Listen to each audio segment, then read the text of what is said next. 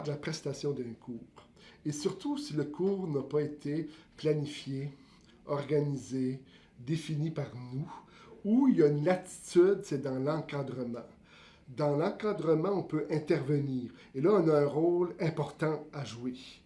Même si nous n'avons pas conçu le cours, si on donne le cours, l'espace pour l'encadrement devient notre terrain de jeu, notre terrain privilégié. C'est là qu'on peut intervenir, c'est là qu'on peut faire preuve de créativité.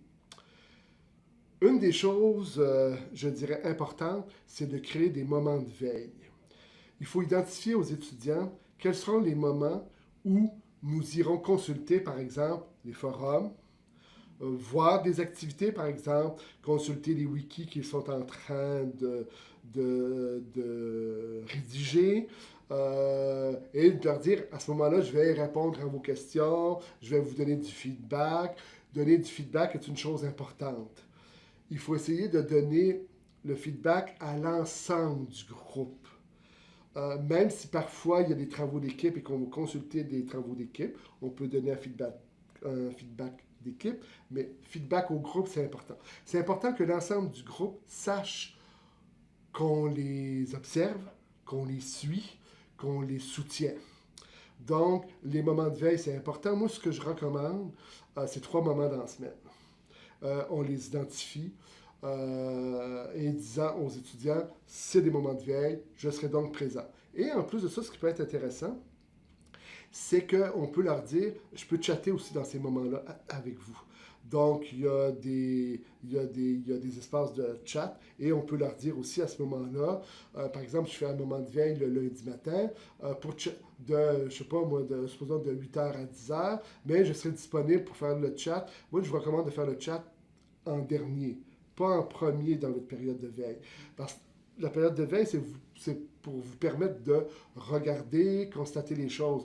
Vaut mieux qu'il vous pose les questions par chat à la fin de votre période de veille qu'au début de votre période de veille. Donc, on peut garder à la fin de la période de veille une période pour le chat, si vous êtes à l'aise avec cette formule-là. Voilà. Et c'est important, parfois aussi, soit dans Nouvelles ou dans le forum du cours, de faire une petite synthèse de votre veille. Tu sais, disant, aujourd'hui, j'ai regardé telle chose. Aujourd'hui, j'ai pu constater telle chose. Tu sais, quand je vous dis de vous adresser au groupe, c'est ça finalement. C'est de faire une petite synthèse. Dans l'encadrement, il y a toute la question de comment gérer les messages des étudiants. Parce que je viens de faire allusion au forum. Là, il faut bien gérer ça lorsqu'on donne un cours en ligne. On ne devrait jamais répondre au courriel et le dire aux étudiants. À part de courriel personnel, un étudiant a une difficulté particulière, une épreuve, là tu dis oui, tu peux communiquer avec moi par courriel. Sinon, je ne réponds pas au courriel. Et ça, il faut tenir la ligne. Il ne faut pas commencer à répondre au courriel. On leur dit, si vous avez des questions concernant le cours, concernant la lecture, concernant des modalités par rapport à un travail, vous posez votre question dans le forum. Parce que sans doute que vous n'êtes pas le seul ou la seule à vous poser cette question. Alors, plutôt que de répondre 3-4 fois aux étudiants, vous leur répondez une fois. Et lorsqu'une question revient plus d'une fois, ce que vous pouvez faire, c'est l'extraire du forum et la mettre dans une FAQ, dans une foire aux questions. Et là, dire aux étudiants, avant d'aller poser une question dans le forum, tu vérifies si elle est dans la foire aux questions. Si elle est dans la foire aux questions, tu n'as pas besoin de me poser ta question dans le forum. Et là, pour moi, ça devient comme des instructions. Je ne réponds pas au courriel. 1. 2. Avant de poser une question dans le forum, va vérifier si elle est dans la FAQ. Parce que si elle est dans la FAQ, moi, je ne répondrai pas à la question dans le forum. Et finalement, oui, effectivement, si la question n'est pas dans la FAQ, ça va me faire un plaisir de répondre dans le forum. Alors, c'est important aussi d'apprendre aux étudiants à bien utiliser le forum et surtout à faire préciser leur sujet. Hein, tu sais,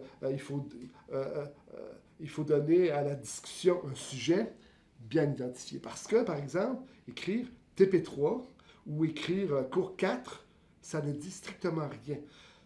Moi, j'exige que lorsqu'ils ouvrent une discussion, qu'ils précisent le sujet de leur discussion.